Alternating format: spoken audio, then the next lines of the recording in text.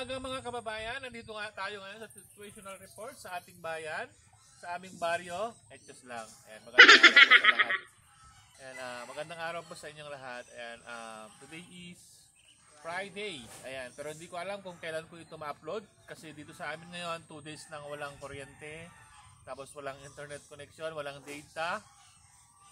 Buti meron pang charge yung isang gadget namin, kaya ito yung gagamitin ko mag-video. Yan, ito pa yung situation po sa amin ngayon, sa aming barangay, sa aming bayan ng Amulung, dito sa barangay namin. Ayan po ang itsura po ng dating Bukirin. Kung makita nyo sa aking mga upload, yan, nagmistulang dagat na po. Hindi ko alam kung paangat, parang paangat siya. Hindi na sana awa ng Diyos, hindi na paangat. Diyan na lang sana. Ay, diyan na lang sana. Kaya tingnan nyo, may mga tanda sila dyan, oh. May nagtunok-tunok dun, oh. Ayan din, oh. Ayan, oh. Bakit? Kaya dahan-dahan lang, konti-konti lang. Ayan, senyal. Kung umaangat pa siya. Konti-konti lang umangat. Magsangabatit. Da pala turod dito amot eh. Ay, sama ka sa inang sa video niya. So, ayan po ang ating kalagayan ngayon. Maganda naman na po ang araw. Pero hindi po namin alam dyan sa part ng bandang Isabela kung maulan pa dyan. Kaya yung mga tubig kasi na nanggagaling doon, babagsak dito sa amin, sa Cagayan Valley. Anong update sa ano natin, sa Pangad Dam natin? Yan. May naka-open pa daw na gate, isang gate. So sana po hindi na po siya tuluyang tubig na ang Cagayan River na.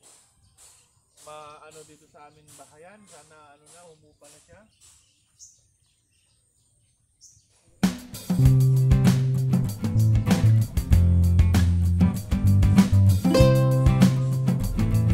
Naman natin yung ating doon, kumusta yung ating mga doon, kung mga naabot na yung kanilang kulungan doon. So tara, let's go.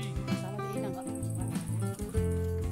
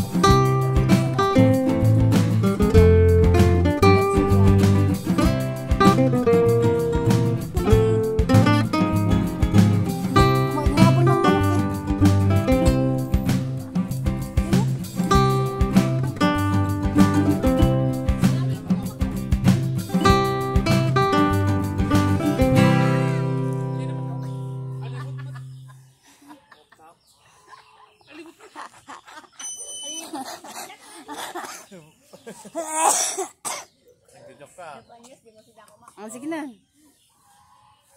Yung alimot naging wayawak na. So ito po yung ating ginagawa ko noon na yung vlog ko nung nakaraan.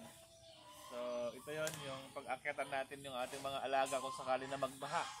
So as you can see naman, nandyan na po yung ang tubig. Ayan. So sana Yan na lang, hindi na akyat. huwag ka lang umakyat dito. Stay put ka na lang dyan. Pero hindi po natin, hindi natin hawak yung mga ganyan na kalamidad. Wala pong ninumang may control niyan. Kundi isa lamang ang may control niyan. Ang Diyos lamang po ang tanging nakakaalam po ng mga kalamidad ng yan. So ang gawin lang natin mag-pray kung ano po yung pahintulot po ng ating Panginoon. So yun po, yung mga alaga naman natin, yan, nakawala pa rin sila. Edward. Kain sila ng mga bulate dyan sa gilid ng tubig. So sana humupa na para hindi naman tayo mabaha sa Pero kabahayan. mamayang hapon na yan, bababa. Pero kanina meron sa kapitbahay po namin doon, nabaha na po yung kanilang mga bahay doon. Nag-evacuate na yung mga ilang families doon. Hapon, bakit ako? Kasi nasa mababa silang yung bahay nila.